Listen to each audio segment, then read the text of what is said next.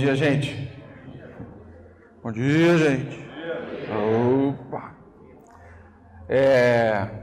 O Pijama falou desse negócio, que é o Tiago, tal, mas na verdade mesmo, eu sou o Tiago, casado com a Cláudia, pai da Laura, filho do seu Valdir e da dona Adalta, que moram lá no interior de São Paulo, São José dos Campos.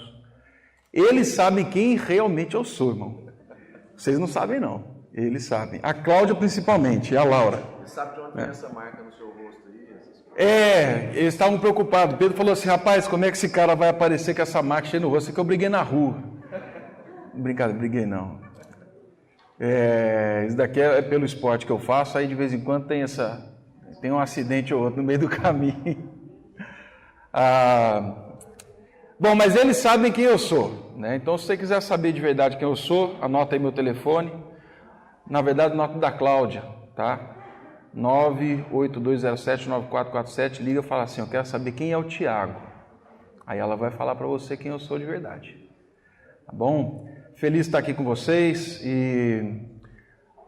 como o Paulo Júnior falou ontem, a gente tem uma riqueza, assim, uma diversidade muito grande dentro do tema de riquezas e pobrezas. E os meninos pediram para eu contar um pouquinho da minha experiência, daquilo que eu tenho vivido, dentro desse tema, a partir de uma transição geracional e pastoral, numa comunidade que não é tão antiga, não é tão grande, mas já há 30 anos e com algumas pessoas que tem ali, ela tem uma envergadura, assim, pesada, né?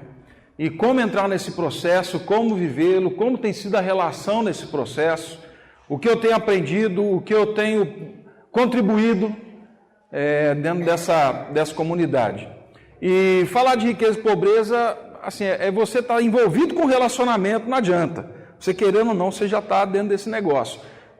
Quanto mais no casamento, né? Falou de riqueza e pobreza, casamento, aí é que a gente está dentro do pacote total. Bom, hoje eu estou como pastor na Igreja Presbiteriana do Planalto, lá em Brasília, e lá nós somos em 3 pastores. Eu, pastor Ricardo Barbosa e o pastor Davi Rabelo. Davi é um cara mais jovem, mais novo, e a criançada da igreja, a gente tem bastante criança na igreja, eles definem os 3 pastores, né? Esses dias o Caio, que tem 5 aninhos, falou assim para a mãe, mãe, agora eu sei, na igreja a gente tem o pastor velho, o pastor novo e o pastor médio. Eu sou o médio. O outro falou assim, não mãe, lá na igreja a gente tem 3 pastores, tem o de barba branca, tem o de barba preta e o de barba loira. Essas três realidades simples já falam que nós somos bem diferentes uns dos outros, né? A gente é muito diferente. Eu fui convidado para lá há 7 anos para um processo de transição com o pastor Ricardo Barbosa. Ele está na igreja há 35 anos. Ele é o fundador da comunidade. Isso seria algo muito simples se fosse um Zé Mané, mas não é. O Ricardo é uma pessoa crente, um homem piedoso, um homem que no convívio você vai vendo que é uma pessoa que procura viver realmente aquilo que ele fala, aquilo que ele pensa, é uma pessoa inteligente, ele influencia muita gente, e alguns amigos dizem que viver com o Ricardo e esse processo de transição é viver em densas trevas, não é viver na sombra, né? E eu falo para eles, olha, seria, se não fossem alguns detalhes que permeiam esse processo de transição, essa nossa caminhada. A amizade, o senso de pertencimento, esse senso de igualdade, a confiança, a liberdade, a segurança, isso tudo tornou a relação e ter tornado o processo de transição pastoral e geracional muito mais leve, muito mais tranquilo. Por conta desses fatores, de uma relação que se estabeleceu sem melindres, sem medo de se expor e medo de ser visto, isso nos trouxe segurança, liberdade, reafirmou a identidade em Cristo de forma que eu não preciso ter medo de ser quem eu sou dentro de uma igreja cheia de figuras como tem a nossa, de gente boa, de pensadores. Eu não preciso ter medo disso. O relacionamento e a riqueza dos relacionamentos, ele produziu segurança, produziu essa liberdade para ser quem eu sou em Cristo dentro da igreja, né? E nós sabemos das nossas muitas riquezas e das nossas muitas pobrezas. Nós nos ajudamos nesse caminho.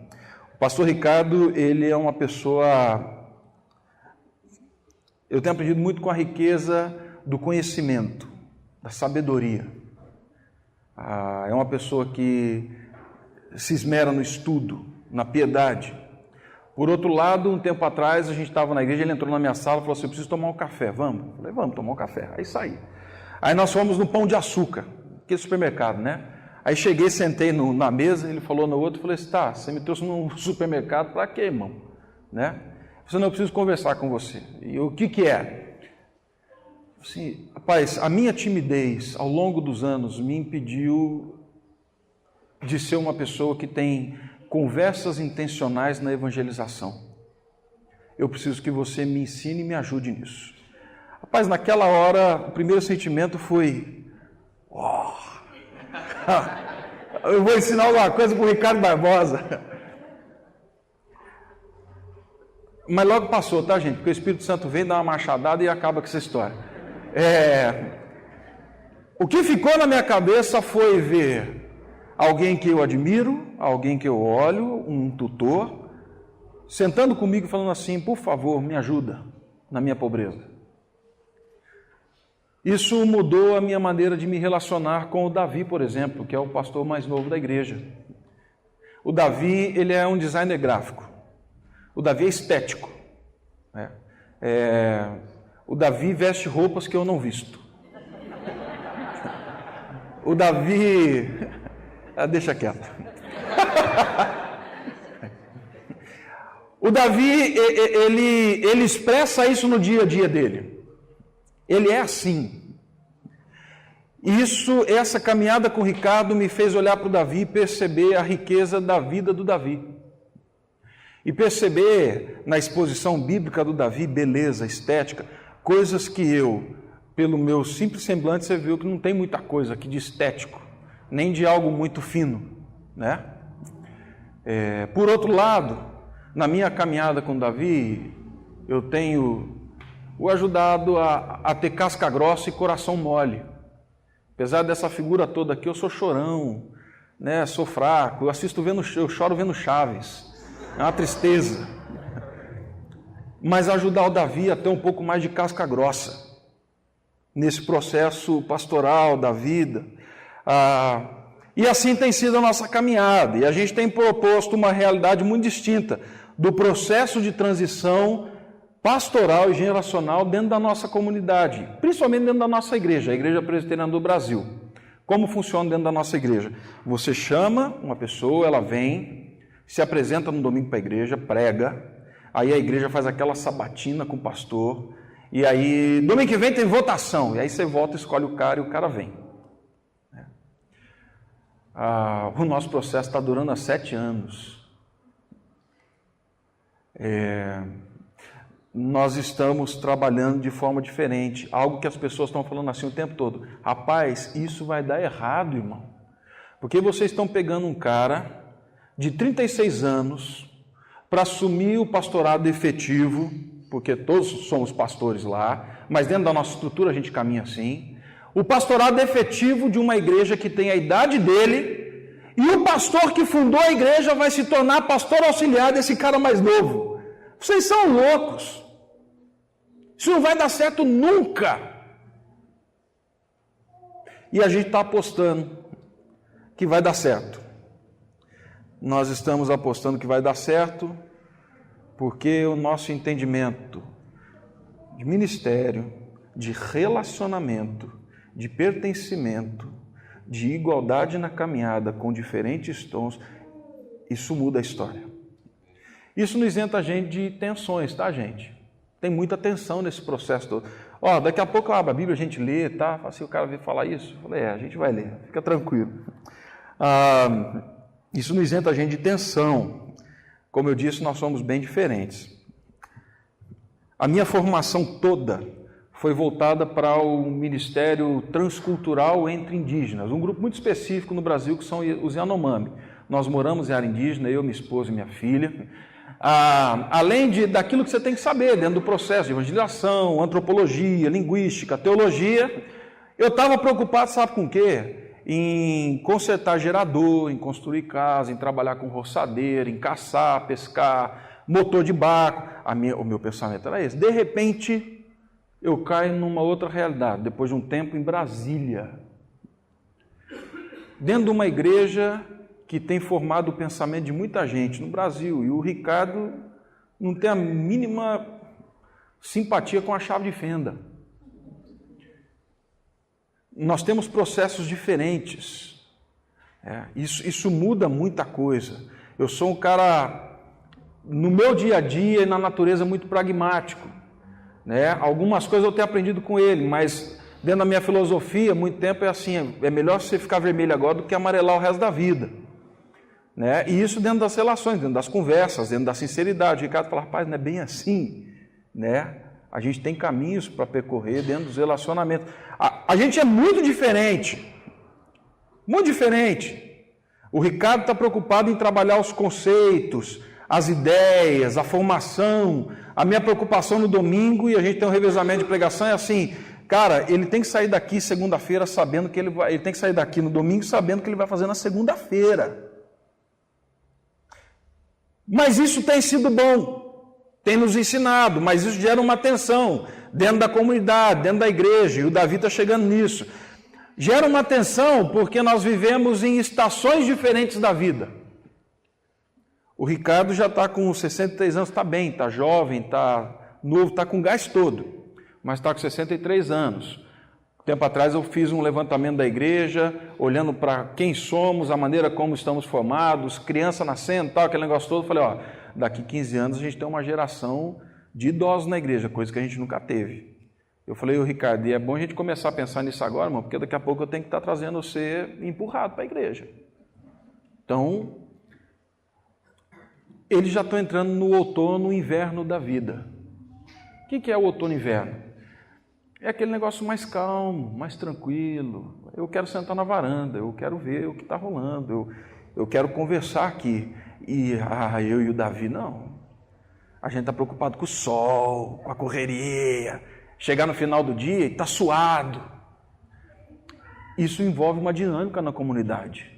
Como é que a gente vai equilibrar isso? Como a gente tem feito isso? Isso tem sido interessante e causa certa tensão, Uma outra tensão que a gente não está livre dela, e para mim uma das mais fortes, é que nesse processo de transição, você tem uma figura mais velha pastoral, onde as pessoas investiram todo o capital relacional, afetivo, emocional, e depois de 35 anos, meu amigo, essa fonte de investimento não quebrou, continuou firme.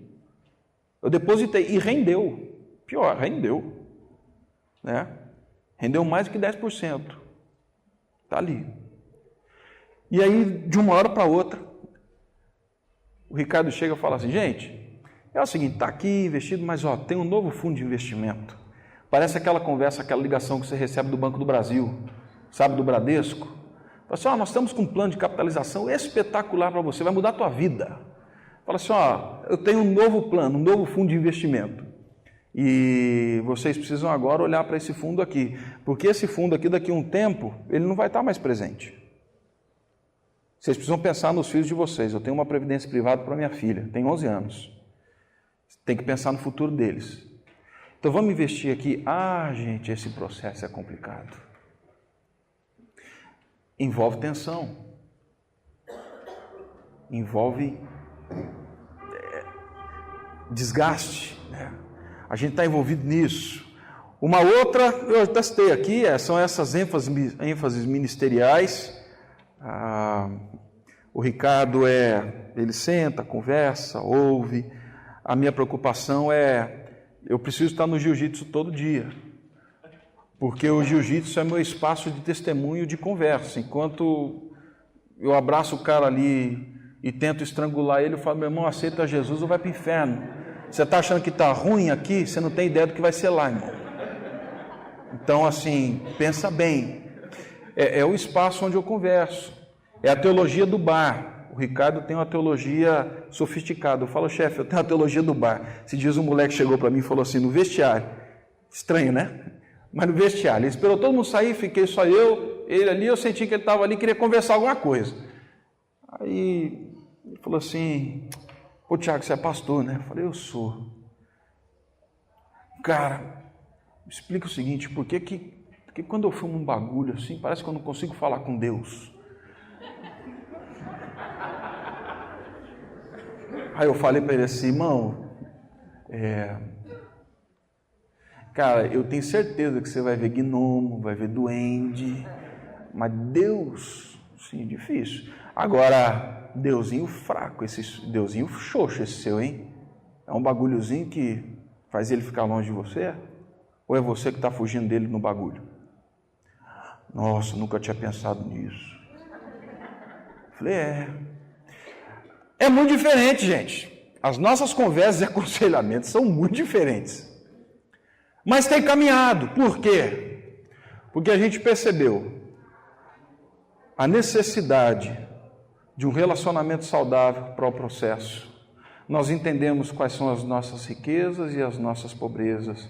Nós sabemos quais as tensões que existem dentro de um processo de transição e o que isso pode gerar na nossa relação, mas nós decidimos não caminhar a partir da crise ou das tensões. Nós decidimos caminhar a partir de uma outra proposta, de um outro movimento. Essa experiência que a gente tem vivido reflete muito aquilo que Paulo fala a Timóteo, das duas cartas a Timóteo. Se você puder abrir a sua Bíblia aí comigo, em 1 Timóteo, no capítulo 4.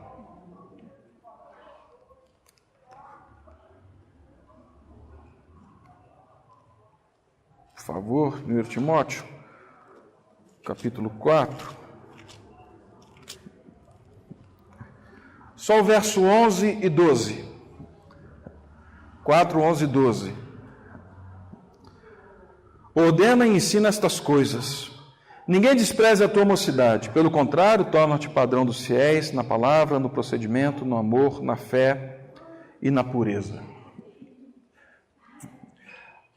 Timóteo, ele era um jovem talvez parecido comigo. Eu acredito que ele nasceu dentro de um lar já cristão. Alguns acreditam que a avó e a mãe tenham se convertido na primeira viagem de Paulo, mas eu acredito que essas mulheres já tinham tido conhecimento de Cristo, já tinham se entregado a Cristo, e Timóteo cresce num lar cristão. A Bíblia não fala do pai e tal, mas ele cresce ali nesse lar cristão. Na segunda viagem missionária, Paulo ouve falar do jovem Timóteo. O jovem Timóteo é um jovem, assim, temente a Deus, fiel, sincero. E aí Paulo decide levar Timóteo para a sua segunda viagem, né? Paulo é um estudioso. Timóteo é um cara de formação caseira. Paulo veio da principal universidade da época. O Timóteo veio da casa da mamãe e da vovó. Mas Paulo decide entrar num relacionamento de mentoria, de amizade e de pertencimento enquanto segue a Cristo. É isso que ele faz com Timóteo. Paulo se torna um tutor, apesar das diferenças, se torna um tutor para Timóteo. Nessa tutoria, nessa mentoria, Paulo tem intencionalidade. Paulo tem intencionalidade no dia a dia, nas conversas. Paulo tem intencionalidade nas perguntas. Se você ler as duas cartas de Paulo a Timóteo, você vai perceber que é um tom muito pessoal. Paulo está preocupado com questões. Apesar de nós não termos as perguntas, as respostas mostram que Paulo está preocupado com a questão que passa na cabeça de Timóteo. Qual a minha ação? O que eu devo fazer? Paulo, está passando uma situação aqui, camarada, eu estou mal de saúde. Paulo tem intencionalidade na conversa, na proposta. E isso vai forjando a vida do Timóteo, gente. Estava contando para os meninos ali atrás que esses dias uma pessoa... Porque o Ricardo não é lá essas coisas que todo mundo fala não, tá, gente? Ricardo é um homem de carne e osso, simples, né? Normal, né? Assim como Paulo Júnior, Ariovaldo e outros mais. Mas uma pessoa lá em São Paulo falou assim para mim: rapaz, que privilégio viver com o Ricardo Barbosa, né? Eu falei: é. Você é assim, puxa vida, conta para mim o que você aprendeu que mudou sua vida, que mudou sua história, mudou seu dia a dia, assim, que mudou, que entrou na sua família. Não, gente, tem uma preguiça dessa conversa, mas eu tenho aprendido com os meninos que a gente tem que se esforçar, né? Então a gente se esforça. Aí, você, então, o que mudou a sua vida? Né? Aí eu falei assim para elas: quer saber o que mudou de verdade? Eu falei: eu aprendi a cozinhar. Eu não fui irônico não, gente. Vocês estão dando risada. Ela ficou decepcionada. Ela falou assim: mas você está decepcionado por quê? Eu falei assim: eu perguntei o que mudou a sua vida. Você falou: cozinhar. Eu falei assim: você não sabe a mudança que isso trouxe na minha família. Você não sabe a alegria que isso trouxe para a Cláudia. Você não sabe o bem que isso fez para a Laurinha, como eu ajudei. Mas mais, o cozinhar, ele me ajudou a entender aquilo que eu posso fazer para receber as pessoas em casa. Hoje, o que eu mais faço, depois das minhas atividades pastorais, é cozinhar para receber gente em casa. Porque com o mesmo amor que eu cozinho, é a maneira que eu quero recebê-los e eu quero que eles sintam dessa maneira. Intencionalidade. Da gente sentar na cozinha e o Ricardo falar assim: vem para cá, eu vou fazer uma coisa para a gente comer. Enquanto eu faço, a gente conversa. Gente, pode parecer simplista, eu estou querendo falar para vocês de coisas simples. Que as nossas riquezas podem suprir a pobreza de outro, dentro de um processo de transição, de geração. Né?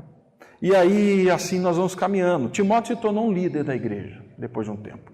Paulo foi intencional, falou de muita coisa com ele. Timóteo se tornou um líder. E se tornou um líder de uma igreja que tinha uma história bacana, uma história bonita. Me fala do tempo aí, velho.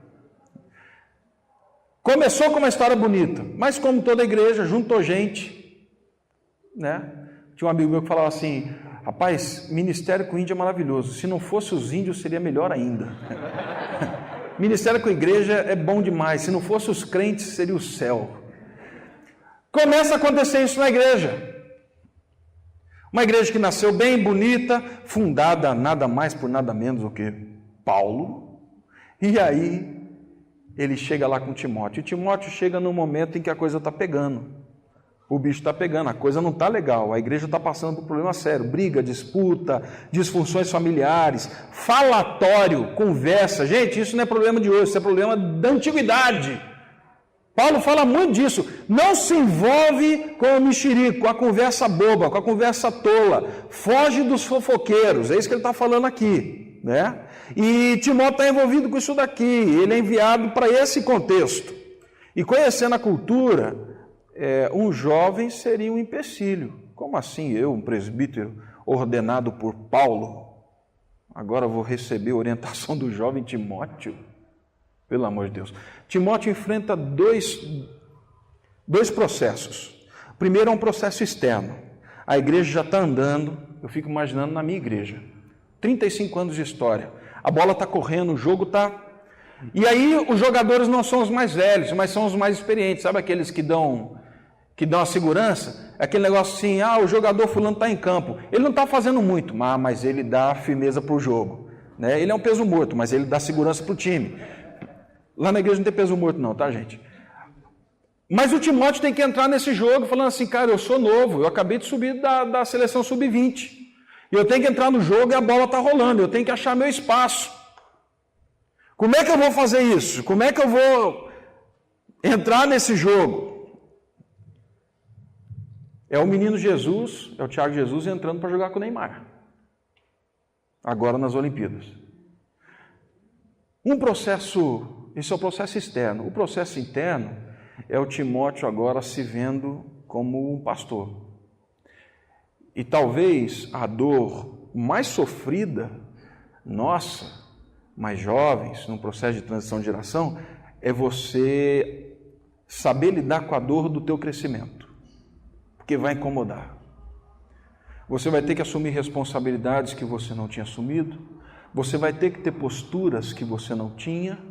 Isso não é porque estão mudando você, querem te colocar numa caixa, não é isso não. É porque você é referência daquilo que Paulo Júnior falou ontem. E você agora está sendo colocado como essa pessoa. Então os processos mudam. E Timóteo vive essa tensão internamente. Tanto que Paulo vai falar muito para Timóteo. Na primeira carta é mais tranquila. Na segunda ele fala assim, rapaz, está doendo, né? Mas aguenta a onda. Corre até o final a corrida direitinho. Não pisa na bola não, se mantém na fé. Fica firme na pureza. Não vacila não. Paulo vai ser duro com Timóteo nessas palavras, né? E aí a gente entra então nesse verso, no verso 12, 11 e 12, para Timóteo, onde o Paulo fala assim, rapaz, nesse processo de transição, não permita que ninguém despreze a tua mocidade. Paulo poderia escrever para a igreja e falar assim, releva o menino, gente, ele é novo, mas é ao contrário, ele fala assim, deixa que ninguém despreze a tua mocidade. Ninguém despreza a tua mocidade. A riqueza da confiança de Paulo suprindo a insegurança do jovem Timóteo.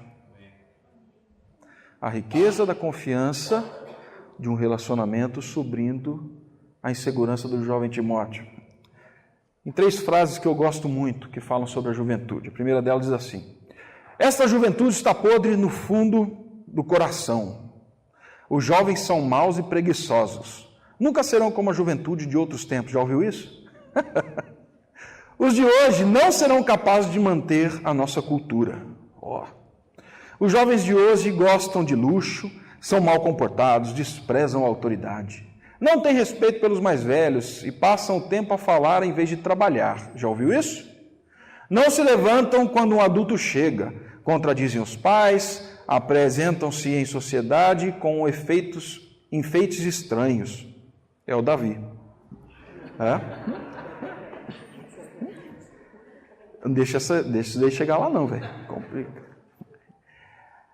Outra frase, o pai teme os seus filhos. O filho acha-se igual ao seu pai e não tem nenhum respeito e consideração aos seus pais. O que ele quer é ser livre. O professor tem medo dos seus alunos. Já ouviu isso em algum jornal? Os alunos cobrem o professor de insulto. Os mais novos querem tornar já o lugar dos mais velhos. Os mais velhos, para não parecerem antiquados e despóticos, consentem nessa demissão. E para coroar tudo em nome da liberdade, da igualdade, a libertação dos sexos e tudo mais. Tem uma 4ª frase que eu acho que você conhece mais. Eu vejo na TV o que eles falam sobre o jovem, não é sério? O jovem no Brasil não quer levado a sério, eu vejo. Né? Essa você sabe de quem é, né? Quem é? Profeta Chorão. Deixa eu só falar uma coisa para você. A primeira frase que eu falei é uma inscrição em cerâmica encontrada nas ruínas da Babilônia, 2000 anos antes de Cristo. A segunda, de que os jovens gostam de luxo, é uma frase de Sócrates, 400 anos antes. E a outra, falando que o pai tem medo dos filhos, o professor tem medo dos alunos, tal. É uma frase de Platão. Você está pensando que está envolvido nesse processo e que você é o centro desse... Não é, meu irmão. O que o Chorão canta é o que esses caras estão vivendo há milhões e milhões de anos. É o que a gente está vivendo. Qual é o segredo para a gente viver nisso? Qual é o segredo para que ninguém despreze a tua mocidade? Qual é o segredo para você não entrar nos escritos presentes? Lá na frente alguém olha e fala assim, olha o que escreveram daquele pessoal da igreja de 2016. Aí Paulo dá a dica aqui. E algo que eu tenho aprendido na minha caminhada com o Ricardo. Ele fala assim, para vocês, jovens, em primeiro lugar, eu gostaria que vocês se tornassem padrão dos fiéis. Torne-se padrão dos fiéis. E tornar padrão não é que você tem que fazer para as pessoas verem, não. É voltar para a palavra de ontem do Paulo Júnior. Quem você está refletindo na tua vida? Você está refletindo Cristo? Torna-te padrão dos fiéis. Quem é o padrão dos fiéis? Cristo. Você pode falar, sede meus imitadores como eu sou de Cristo? O referencial é Cristo. O referencial não é o que o outro vai achar. É a maneira como eu vou me conformar com Cristo na medida em que eu caminho dentro de uma comunidade de fé. Paulo está falando assim, torna-te padrão dos fiéis. No quê? No amor. Torna-te padrão dos fiéis, primeiro na palavra. Aí tem gente que fala assim, não, isso daqui ele está falando do estudo bíblico. Não, não é do estudo bíblico, gente. Ele vai falar ali na frente depois, no verso 13.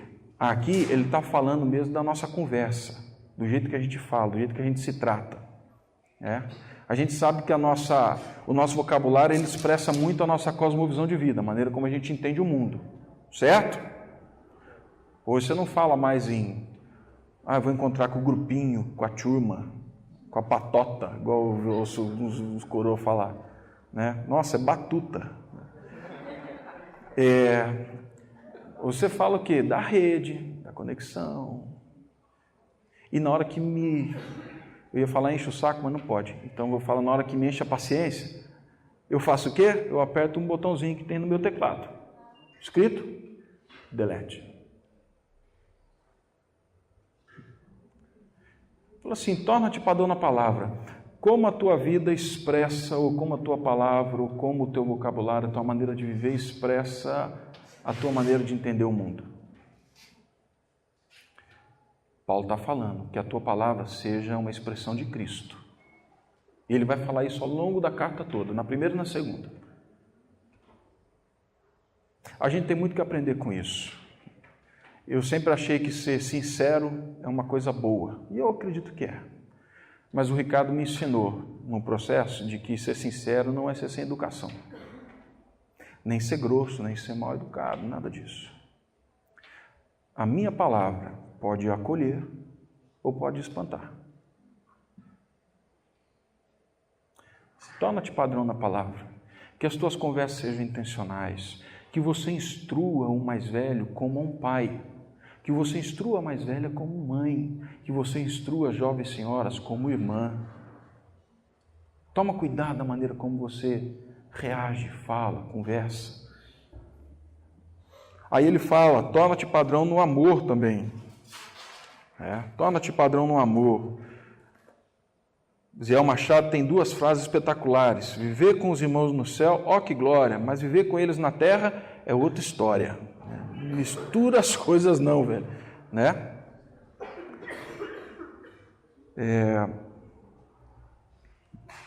Mas quem chama Deus de pai não pode escolher irmão, certo? Amém. Tem jeito. E aí ele fala assim, torna-te padrão no amor. A gente tem uma dificuldade grande de amar hoje, na nossa cultura. Tem mesmo, gente. A gente fala muito de tolerância, de acolhimento, mas de amar é complicado. E aí, Paulo está falando, meu amigo, você tem que aprender a amar. Você tem que aprender a andar um pouco mais. Você tem que entender que dentro desse relacionamento comunitário existem pessoas boas e pessoas que não são tão boas. Existem pessoas que você gosta, pessoas que talvez você não tenha muita afeição por elas. Na minha relação com o Ricardo, eu aprendi a fazer o seguinte: está com dificuldade, irmão? Está com algum problema? Está difícil de amar? Então faz o seguinte, leva para tua casa, faz uma bela janta, senta e conversa com essa pessoa, convida ela para a tua mesa, ora por ela, amém. Intercede pela vida dela, por você, coloca ela diante de Deus, não como Deus, manda um raio nesse miserável, safado, não, mas amar, a gente tem muita dificuldade de amar. A maneira como a gente ama é uma maneira ensaboada, ela tem a ver comigo, tem a ver com os meus melindres, tem a ver com os meus desejos, tem a ver com as minhas necessidades, com as minhas carências, como Paulo ontem disse. A nossa maneira de amar não é a maneira de Cristo. E o referencial é Cristo. Ame, cuide, acolha. Ele fala para ser também padrão dos fiéis no procedimento. Estou correndo, gente, meu tempo já acabou, acho que faz tempo. Mas a gente tem que ser padrão também no procedimento, certo? Na maneira como a gente caminha, na forma como a gente anda. Como o meu dia a dia revela quem eu sou em Cristo. Ele vai falar que a gente tem que ser padrão da fé, padrão na pureza, e viver dentro dessa comunidade a partir da vida de Cristo.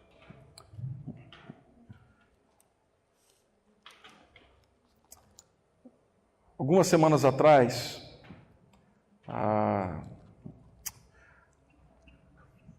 eu conversei com o Ricardo e com o presbítero da igreja. Porque, como eu falei, existem tensões nesse processo. E a minha conversa foi em cima de uma pressão que eu estava sentindo. Não que alguém tivesse imposto, não que alguém tivesse colocado, mas eu estava sentindo isso daí, né? Que é, principalmente no momento da pregação. Falei, gente, eu não sou um orador. O Ricardo é um cara que fala bem. O Davi é um cara, como eu falei, de estético. Isso revela na palavra dele. E eu comecei a entrar na crise. Falei, Deus, eu não sou isso daí. Eu sou meio feijão com arroz, né? E isso me incomodou durante o tempo. Aí essas semanas eu tive conversando com o Miranda e com o Ricardo, o presbítero da igreja e o pastor. O Davi estava viajando. Eu falei assim, gente, eu estou passando um perrengue. E uma cobrança grande. Assim, pregar nos últimos 6 meses se tornou para mim algo muito difícil, aqui na igreja. Porque eu olho, às vezes não consigo ter a profundidade do Ricardo e não tenho a estética do Davi. E será que as pessoas estão me entendendo? E eles poderiam muito bem falar assim, nossa, como você é autocentrado, bicho. Isso é uma tristeza, isso é né, só pensa em você o tempo todo, tá, aquele negócio todo. Mas não foi isso. A resposta foi outra. A resposta foi o seguinte, o pastor Ricardo não é orador. O pastor Ricardo é uma pessoa com muito conteúdo, história, gabinete, conversa. Não é a teologia que leva ele para a pregação, é o gabinete junto com a teologia que leva ele para a vida. Por isso que toca. O Davi é esse cara, ele é um designer, então ele coloca beleza, ele consegue colocar beleza na maneira como ele fala. Aí eu falei assim, e eu?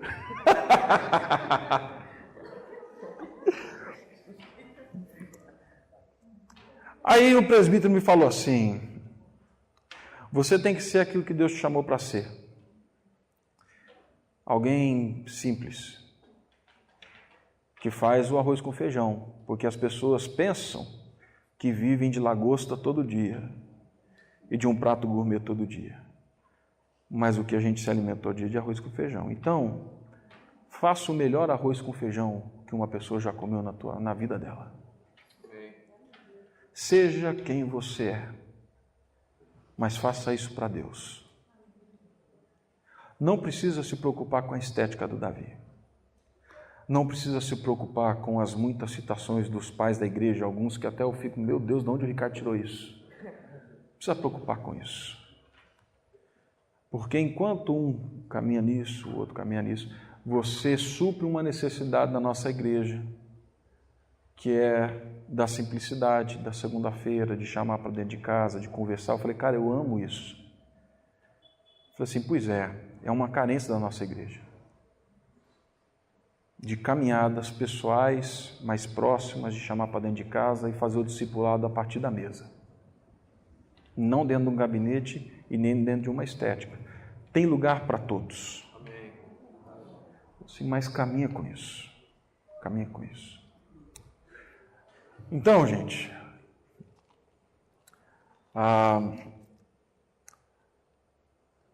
temos riquezas e pobrezas num processo de transição de geração e pastoral.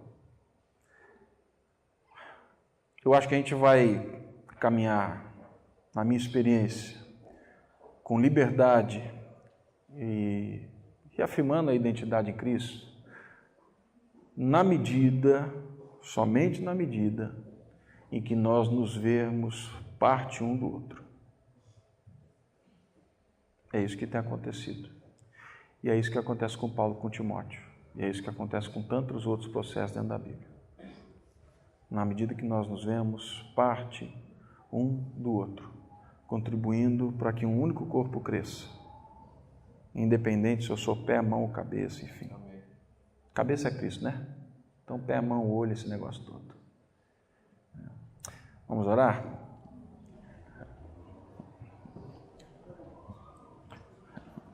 Pai Santo, sou grato ao Senhor pela forma como o Senhor conduz a nossa vida e a nossa história. Somos pessoas bem diferentes,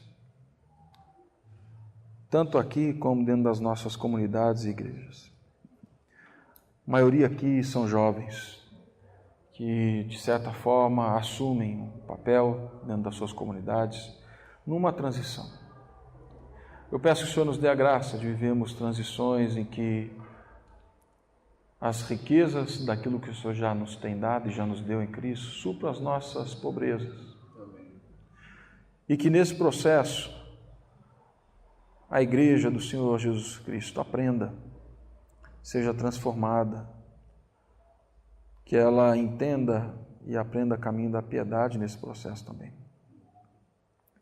Peço que o Senhor nos abençoe, Pai, com uma igreja que vem surgindo, mas uma igreja forte, centrada na Tua Palavra, centrada no Teu Filho Jesus, e que busca nele o caminho para viver, para se relacionar e para cumprir a sua missão. No nome de Cristo. Amém.